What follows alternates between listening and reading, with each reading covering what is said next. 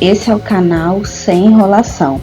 Então, para iniciar, a gente sempre vai começar pela parte mais escura e fazer o famoso degradê.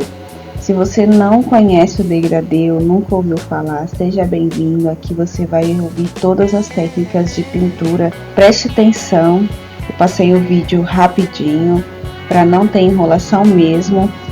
Então, nesse card pequenininho aí, eu deixei em tempo real. A gente vem com movimentos precisos, tirando o peso da mão. Então, você vai apoiar a sua ponta do pirógrafo na onde você quer iniciar, a parte mais escura, e vir tornando o traço leve para fazer esse sombreamento maravilhoso. Para você me ajudar, deixa o like, o comentário, compartilha com alguém que seja essa informação relevante. E eu, para ajudar você, sempre vou trazer todo o conhecimento que eu tiver da maneira mais simples e objetiva possível, para você ter resultados excelentes, melhorar seu trabalho e conseguir vender.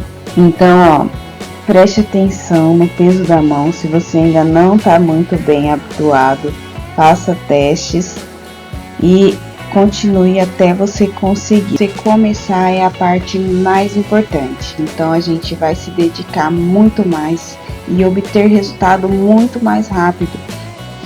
Aplique essas técnicas e dicas que eu tô te passando. Não se esqueça, por favor, se você chegou até aqui, deixa o like, é muito importante para me ajudar. Eu tô começando agora. Esse canal é feito para você.